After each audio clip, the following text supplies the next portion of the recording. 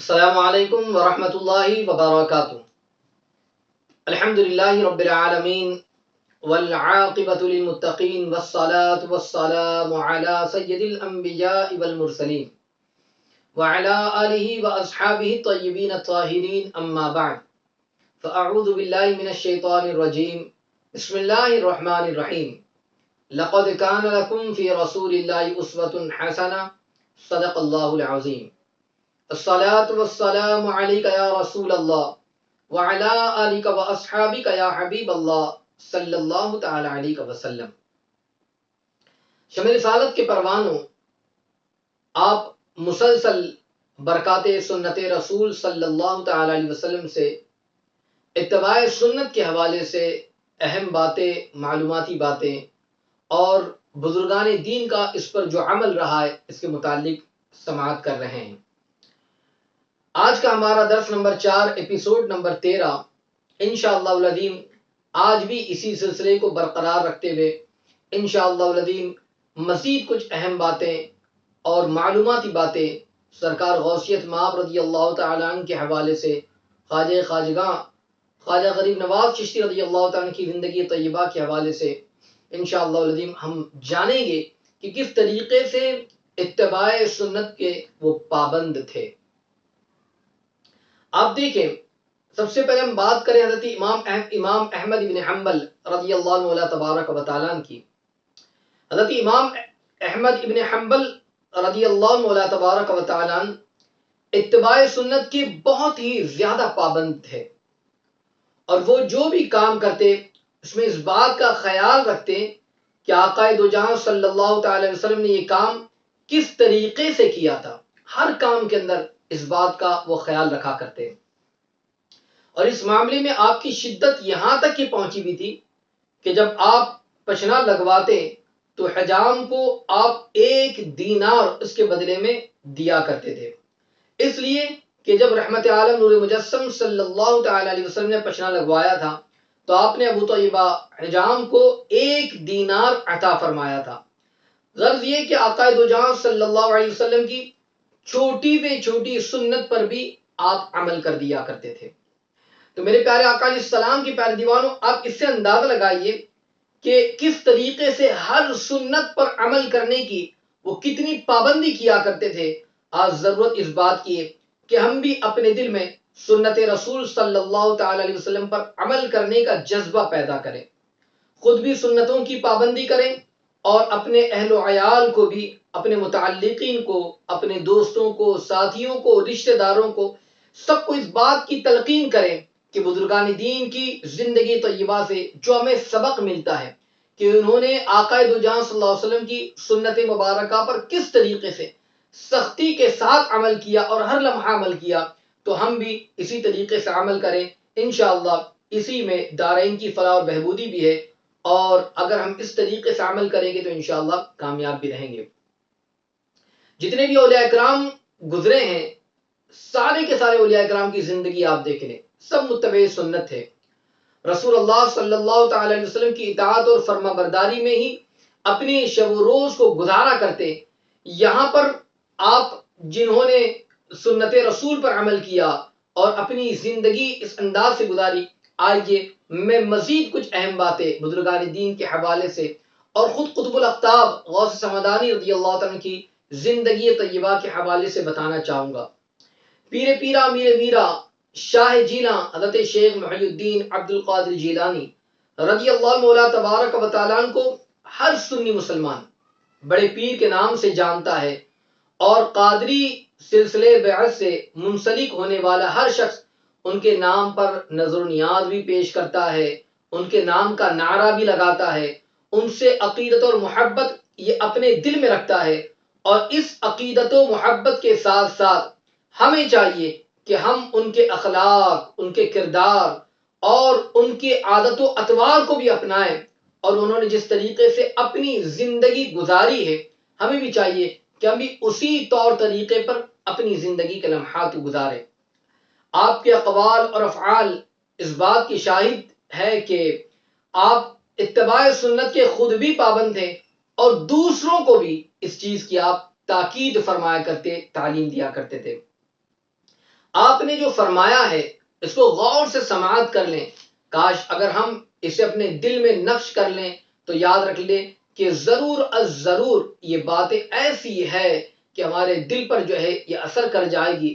خود غوثیت مآب رضی اللہ تعالیٰ کا فرمان ہے کہ جو شخص نبی کریم صلی اللہ تعالی وسلم کی پیروی نہیں کرتا، ایک ہاتھ میں آپ کی شریعت اور دوسرے ہاتھ میں قرآن مقدس نہیں تھامتا، اس کی رسائی اللہ تبارک و تعالی کی بارگاہ تک نہیں ہو سکتی.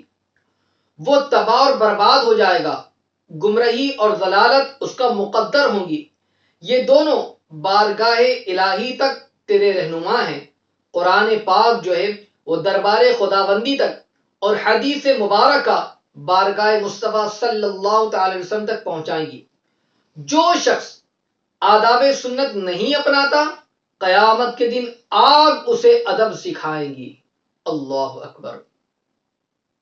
میرے پیارے آقا علیہ السلام کے پیارے دیوانوں، غوث اعظم رضی اللہ مولا تبارک و تعالیٰ کا نعرہ تو ہم بہت لگاتے ہیں، غوث کا دامن کبھی نہیں چھوڑیں گے، اور غوث اعظم پہ محبت ہے، یا غوث المدد، اور نہ جانے کتنے نعرے لگاتے ہیں. نعرے لگاتے ہوئے ہم تھکتے نہیں ہیں، مگر آپ اگر غور کریں کہ اسی غوث اعظم رضی اللہ مولا تبارک و تعالیٰ کی زندگی طیبہ سے ہمیں سبق حاصل کرنا چاہیے. آپ کس طریقے سے ہمیں درس دے رہے ہیں قرآن اور سنت کے حوالے سے. آج صرف دعویٰ ہے ہمارا محبت کا اور نعرہ ہے. اس کے علاوہ اگر دیکھیں تو آج ہمارا عمل، ہمارا کام اس کے برخلاف نظر آ رہا ہے. اگر ہم اس بات پر غور کریں کہ کبھی ہم نعرہ لگاتے ہیں غوث کا دامن نہیں چھوڑیں گے، یہ تو دیکھیں کیا ہم نے غوث کا دامن پکڑا بھی ہے یا نہیں، تھاما بھی ہے یا نہیں.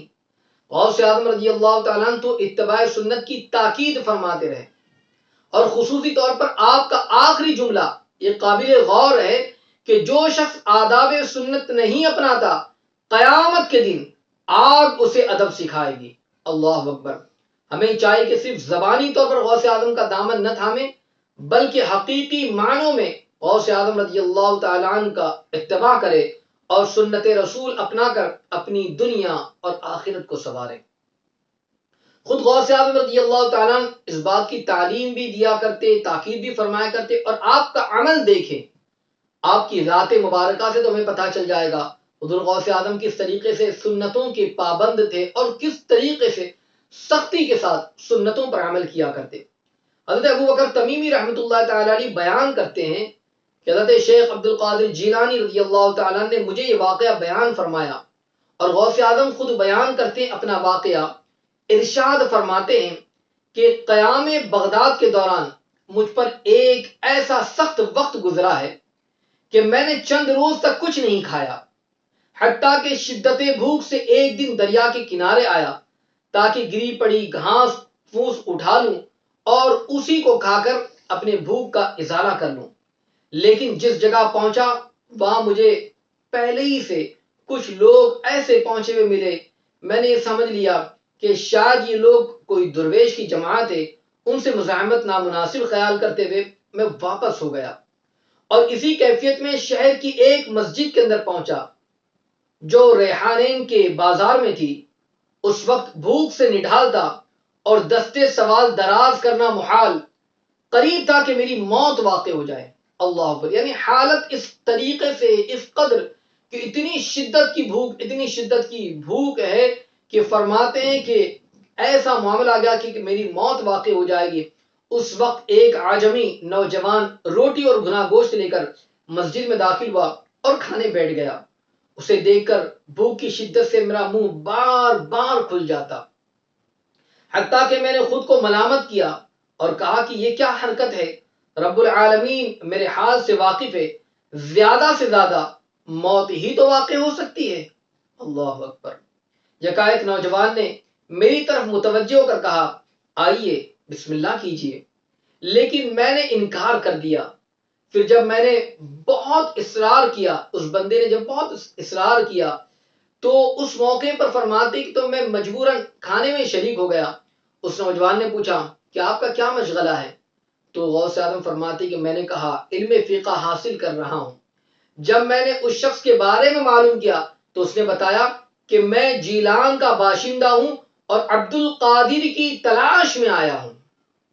میں نے اسے بتایا کہ میں ہی عبد القادر ہوں، تو اس کے چہرے کا رنگ جو ہے وہ فیکا پڑ گیا، اور اس نے کہا خدا کی قسم، جس وقت میں آپ کی تلاش میں بغداد پہنچا تھا تو میرے پاس صرف 3 دن کا کھانا تھا، اور اس کے بعد کے 3 دن ایسے گزرے ہیں کہ میرے پاس کھانا خریدنے کے لیے بھی جو ہے سوائے اس رقم کے جو آپ کے لیے میرے پاس تھی کچھ بھی باقی نہ رہا، ساری رقم ختم ہو گئی، اور جو آپ کے لیے رقم لایا تھا بس وہی رقم باقی رہی۔ مزید 3 دن گزرنے کے بعد میری حالت ایسی ہو گئی کہ کہتے ہیں کہ جہاں شریعت مردار تک کھانے کی اجازت دے دیتی ہے تو میں نے آپ کی رقم سے یہ روٹی اور یہ سالن خریدا ہے، لہذا یہ آپ ہی کا مال ہے، خوب اچھی طرح شکم سیر ہو کر کھائیے اور مجھے آپ اپنا مہمان تصور کیجئے۔ اللہ اکبر۔ میں نے اس سے پوچھا کہ تم یہ کیا کہہ رہے ہو؟ اس نے جواب دیا کہ آپ کی والدہ نے میرے ذریعے 8 دینار بھیجے تھے، جن سے میں نے یہ روٹی اور سالن خرید لیا، اور اس خیانت کے لیے میں آپ سے معذرت چاہتا ہوں۔ اللہ اکبر۔ میرے آقا علیہ السلام کے پیارے دیوانوں، آپ دیکھیں کہ آقا دو جہاں صلی اللہ تعالی علیہ وسلم کی عظیم سنت مبارکہ یہ بھی ہے کہ آپ خود بھوکے رہتے اور لوگوں کو کھانا کھلایا کرتے۔ اور سیدنا غوث اعظم رضی اللہ تعالیٰ عنہ کی زندگی طیبہ سے ہمیں درس ملتا ہے، سبق ملتا ہے۔